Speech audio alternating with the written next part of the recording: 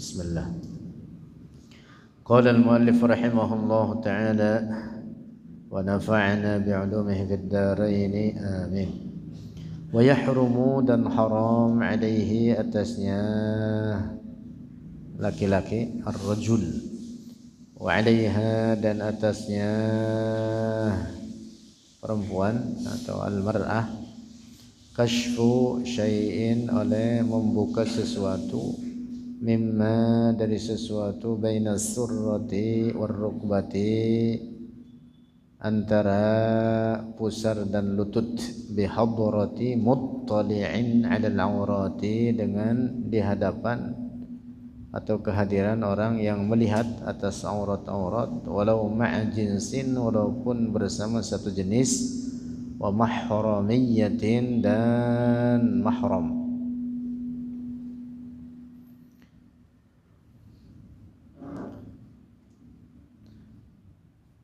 Ghairi halilin selain pasangan yang dimaksud istri atau suaminya.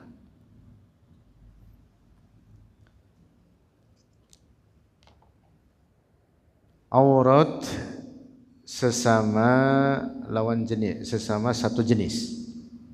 Laki-laki dengan laki-laki. Yaitu ma bainas surrati war rukbati, apa yang antara pusar dan lututnya, maka haram dibuka aurat tersebut di hadapan sesama laki-laki. Demikian pula di hadapan mahram, di hadapan mahram yaitu orang yang haram dinikahi seperti saudari kandung, maka aurat di hadapan dia adalah ma bainas surrati war rukbati, apa yang antara pusar dan lutut, maka haram di hadapan orang walaupun ia itu mahram bagi kita untuk membuka ma bainas surrati war rukbati, apa yang antara pusar dan lutut tersebut. Demikian pula sesama satu jenis perempuan di hadapan perempuan, auratnya adalah apa?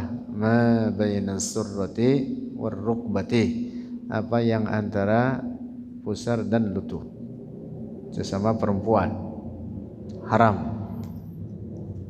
di hadapan sesama perempuan membuka apa yang di antara pusar dan lututnya. Adapun perempuan asing di hadapan laki-laki, laki-laki asing, ajnabi dan ajnabiyah, yaitu perempuan yang halal dinikahi, maka seluruh tubuhnya kecuali wajah dan kedua telapak tangannya pada pihak perempuan. Pada pihak laki-lakinya ma bainas surrati war rukbati, yaitu apa yang antara pusar dan lututnya. Dah jelas ya? Lanjut. Wa yahrumu, oh tadi ada tambahan ghairi halilin, yang bukan pasangannya. Adapun kalau suami istri maka tidak ada aurat di hadapan sesamanya pada pihak perempuannya atau pada pihak laki-lakinya. Boleh melihat luar dalam gitu, luar dalam, atas bawah, samping kanan kiri, bolak balik, nah itu terserah itu Pak, apa sama pasangan, sama bini, ya. Lanjut. Wa yahrumu dan haram alaihima atas keduanya, ar-rajul wal mar'ah, kashfus sawataini, oleh membuka dua aurat besarnya. As-sawatain yang dimaksud adalah al-qubul wad dubur fil khalwati, dalam kesendirian, dalam kesendiriannya walaupun enggak ada orang lain, li ghairi hajatin, bagi tanpa hajat, illa li halilin, kecuali bagi pasangannya, yaitu namanya ada hajat. Kalau orang misalkan dia di dalam rumah sendiri, nggak ada orang lain, terus apa? Telanjang bulat dia, ke sono kemari, ke kamar, ke sono kemari, telanjang bulat aja, nggak ada yang ngelihat,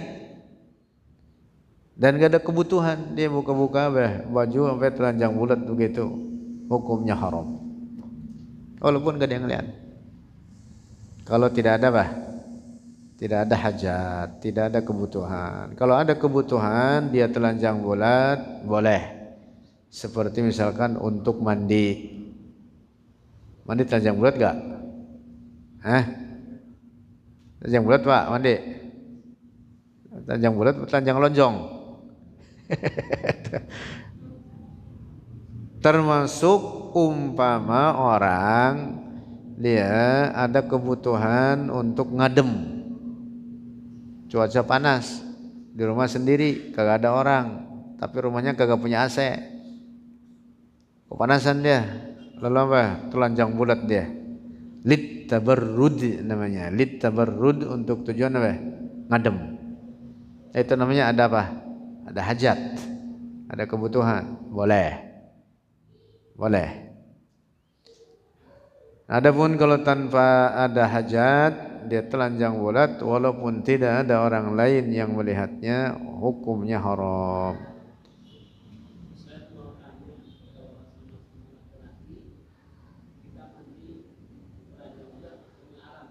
Iya, sesama laki-laki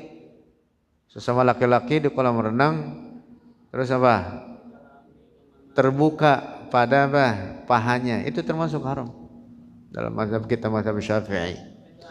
Apalagi celana pendek. Iya, celana pendek kan kelihatan pahanya. Iya.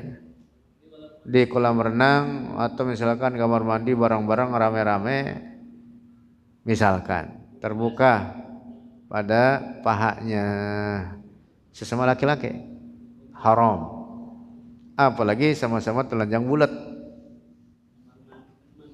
Iya, walaupun sama teman masih apa kayak sesama laki-laki, atau perempuan sesama perempuan juga haram telanjang bulat walaupun mandi bersama, haram, gak boleh.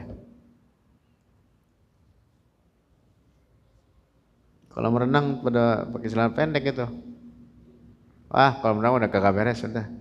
Jangan kata laki-laki sama laki-laki lantas pakai celana pendek. Laki-laki sama perempuan sih. Perempuannya pakai apa? Pakai baju renang. Baju renang, celana kancut doang. Celana kancut doang. Suami istri mah gak apa-apa.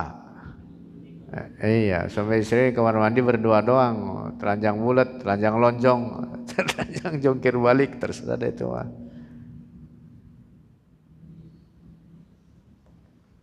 Nah, kembali lagi. Jadi yang dimaksud tadi itu orang dia dalam kesendirian, khulwah, sendirian, gak ada orang lain, dia sendiri. Terus ini apa? Telanjang bulat, gak ada baju sama sekali, gak ada celana sama sekali, telanjang bulat. Kalau tidak ada hajat, tidak ada kebutuhan untuk itu, hukumnya haram walaupun gak ada orang lain yang melihat. Kalau tidak ada hajat. Adapun kalau ada hajat, ada kebutuhan seperti tadi, tujuannya apa? Mandi. Kan mandi pada telanjang kan? Ada kebutuhan namanya, boleh, tidak mengapa. Termasuk hajat atau kebutuhan dalam hal ini umpama itu tadi lit tabarrud, untuk apa? Bahasa kita yang ngadem. Itu untuk apa? Ngadem. Boleh. Untuk penyembuhan apa?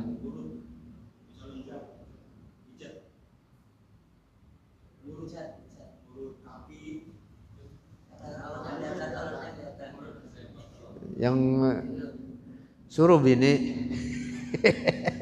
lah, bini mah kagak beres ya.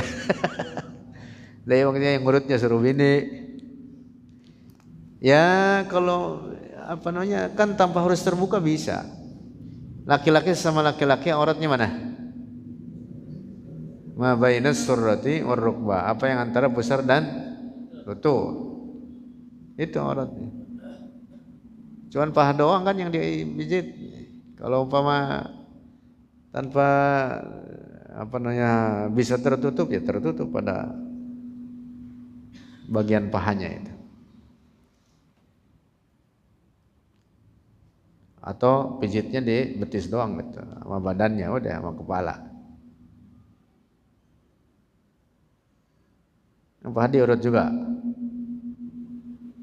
Sampai pantat-pantat. Itu bini yang ngurut. Iya. Lanjut.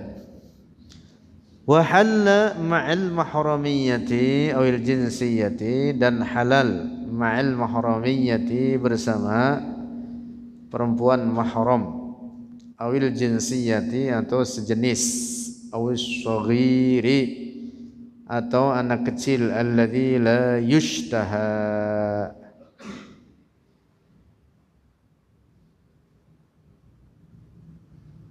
yang belum bersahwat atau yang belum disyahwati, masih kecil. Nazuru ma ada, memandang apa yang selain,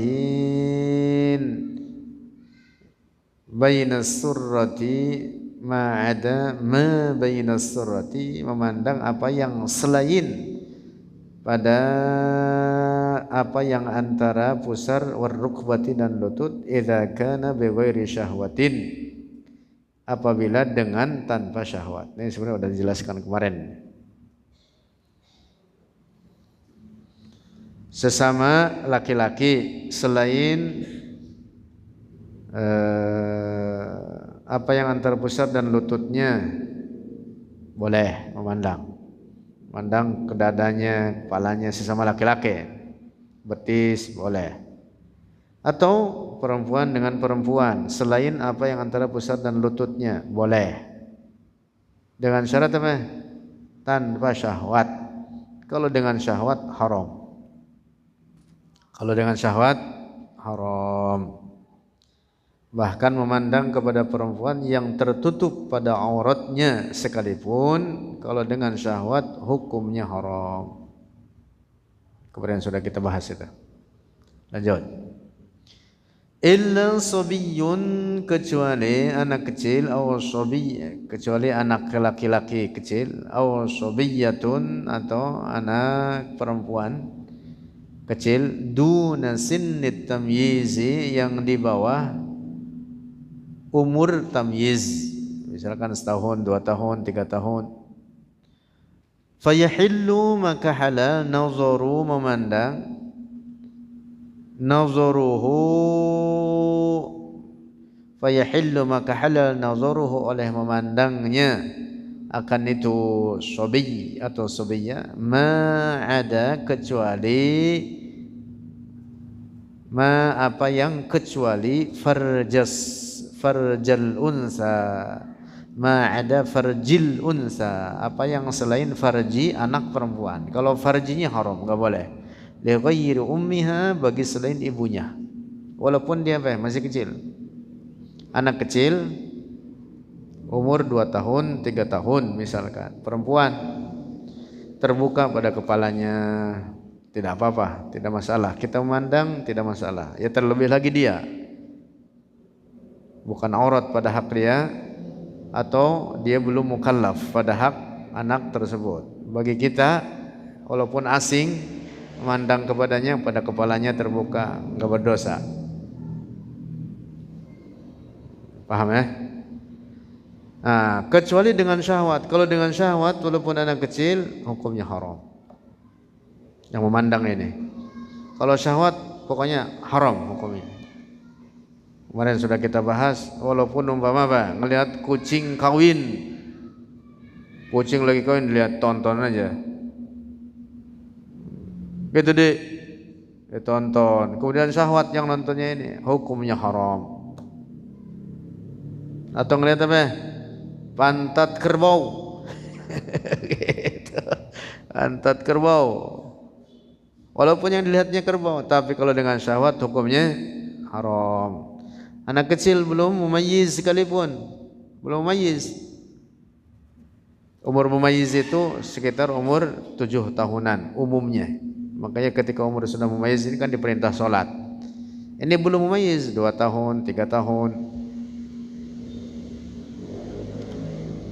Dan umur mumayyiz itu apa? Tidak diperintah sholat. Tidak diperintah sholat. Karena belum mumayyiz, belum bisa dia membedakan apapun. Diperintah sholat itu umur apa? Sudah mumayyiz. Walaupun belum balik. Walaupun belum balik. Jadi mumayyiz dan balik itu dua keadaan yang berbeda. Nah, memandang kepada anak perempuan yang dunat tamyiz, dia belum mumayyiz. Kepalanya terbuka, tidak berdosa. Kita pihak laki-laki tidak berdosa. Kecuali kalau memandang kepadanya dengan syahwat, maka hukumnya haram. Nah, dapat dipaham tuh ya.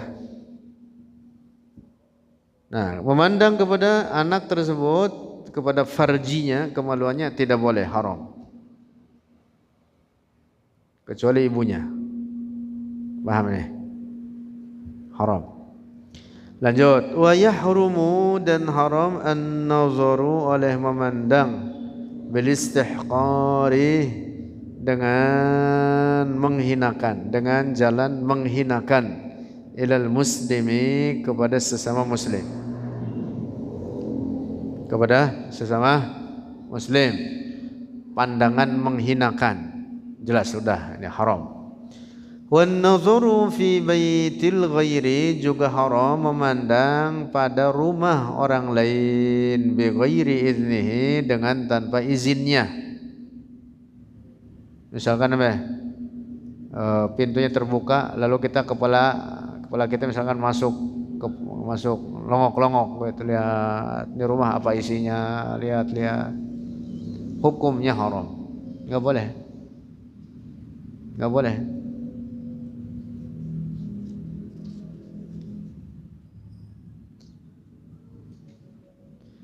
Dengan tanpa izinnya, kecuali kalau diizinkan silahkan masuk, ya boleh masuk. Lalu dia melihat apa yang dilihat oleh dia di dalam rumahnya tidak haram. Lanjut. Au syai'in, atau sesuatu, memandang kepada sesuatu, akhfahu, yang menyembunyikan oleh dia, hu, akan syai', kadzalika, demikian pula haram. Sesuatu yang sengaja disembunyikan oleh dia, lalu kemudian oleh kita dikorek-korek supaya bisa dilihat, hukumnya haram. Hukumnya haram. Kira-kira apa? Orang buka dompet sengaja sama dia ngumpet-ngumpet, kagak pengen kelihatan isi dompetnya. Kemudian kita ngapa? Nyosor aja. Ngapa sih ngumpet-ngumpet? Coba lihat sini. Kagak boleh. Kagak boleh gitu. Misalkan sesama santri punya lemari masing-masing, kemudian apa? Membuka lemari temannya tanpa izin darinya, hukumnya haram. Enggak boleh. Iya, ngelihat apa lagi kira-kira? Sesuatu yang disembunyikan. Wa musyahadatul munkari, dan memandang atau menyaksikan kemungkaran. Idza lam yungkir, apabila tidak mengingkari oleh dia. Au bi'udhrin, atau dengan uzur. Wa yufariqu, dan menjauh oleh dia.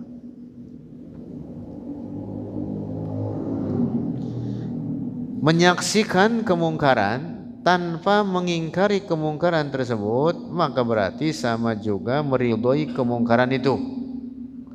Dan meridhoi kemungkaran adalah maksiat.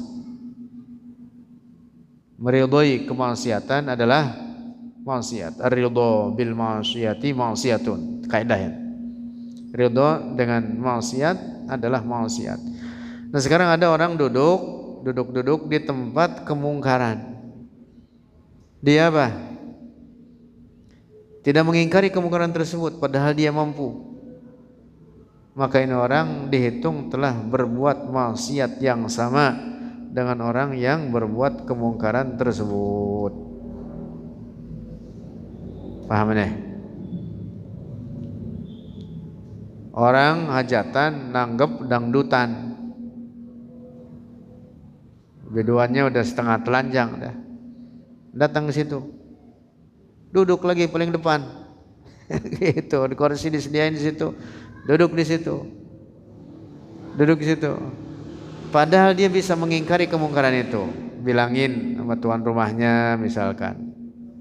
Kalau dia mampu ini, kalau dia mampu, dia tidak mengingkari, maka ini orang telah berbuat dosa dengan duduk di tempat yang ada kemungkaran tersebut. Paham ini? Kalau dia mampu untuk mengingkari, sementara dia tidak mengingkarinya.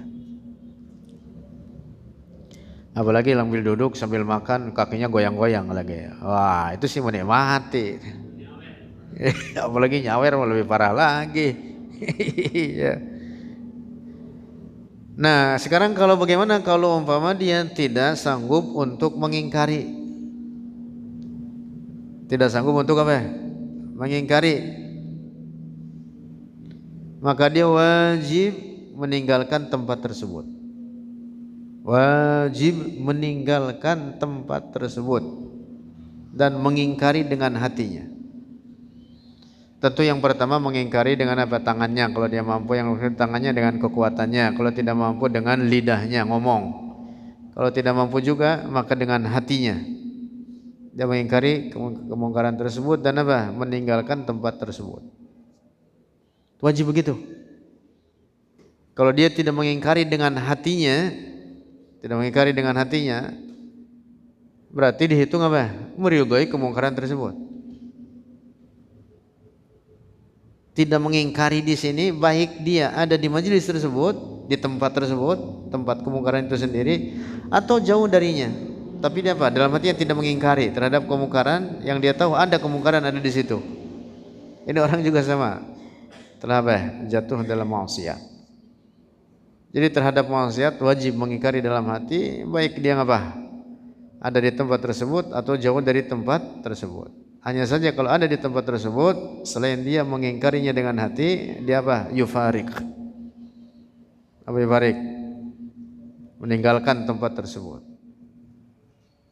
Meninggalkan tempat tersebut.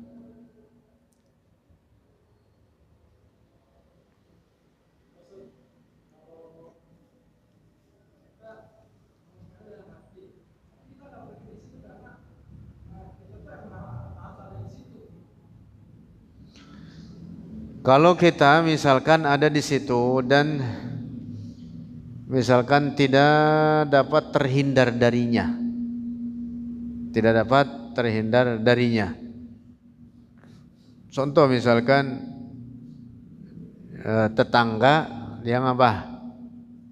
Nanggap dangdut, dia mau kagak mau apa? Suaranya sampai ke kita misalkan begitu. Ya pokoknya ada di sekitar situ dia. Dan dia tidak bisa untuk meninggalkan tempat tersebut, maka wajib mengingkari dengan hatinya. Wajib mengingkari dengan hatinya. Kalau dia tidak mampu merubahnya, wajib dia mengingkari dengan hatinya. Dalam hadis Rasulullah sallallahu alaihi wasallam bersabda, "Man ra'a minkum munkaran falyughayyirhu biyadihi." Siapa dari kalian yang mengingkari kemungkaran, maka hendaklah dia merubah kemungkaran tersebut dengan tangannya. Rubah dengan tangannya. Atau tangan di sini bisa jadi maknanya juga dalam makna kekuatannya. Kekuatan yang dimaksud misalkan dia apa? Punya jabatan, gitu. RT di wilayahnya atau di lingkungannya dia punya kekuatan namanya. Nah kalau ada kemaksiatan di lingkungannya dan dia mampu untuk merubahnya sementara dia tidak merubahnya, ini RT ikut berdosa. Berdosa itu dia. Masya Allah. Disitulah makanya pejabat tanggung jawabnya gede. Bukan di dunia doang, di akhirat lebih-lebih. Di akhirat lebih-lebih pertanggungjawabannya. Semakin tinggi jabatannya, semakin besar kekuasaannya, semakin besar tanggung jawabnya. Lalu kata Nabi, fa in lam yastati' fa bilisanihi. Kalau dia tidak mampu dengan tangannya, maka dia wajib mengingkari kemungkaran tersebut dengan apa? Dengan lidahnya. Sampaikan dengan lidahnya, ngomong, maksudnya begitu. Fa in lam yastati' fa biqalbihi. Kalau dia tidak bisa dengan lidahnya, maka dengan hatinya.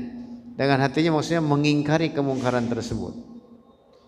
Kata Rasulullah, wa huwa adhaful iman.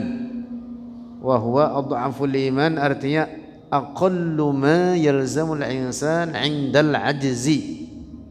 Minimal bagi seseorang ketika dia tidak mampu dengan kekuatannya, dengan tangannya atau dengan lidahnya, minimal dia harus mengingkari dengan hatinya. Nah, ini yang dimaksud adhaful iman, ay aqallu ma yalzamul insan 'indal ajzi. Ini banyak disalahpahami ini hadis. Dikatakannya apa? Selemah-lemahnya iman gitu. Artinya ini orang punya iman lemah. Bukan itu maknanya. Bukan itu maknanya, itu mana rusak gitu. Yang dimaksud adhaful iman artinya apa? Minimal kewajiban yang wajib dia kerjakan ketika dia tidak mampu mengingkari dengan tangan dan lidahnya, yaitu mengingkari dengan hatinya. Tuh yang dimaksud itu qallu ma yalzamul insana 'indal ajzi. Faslun wallahu a'lam bissawab. Astaghfirullahaladzim, astaghfirullahaladzim, astaghfirullahaladzim. Lakal hamdu ya maulana ya ma'bud.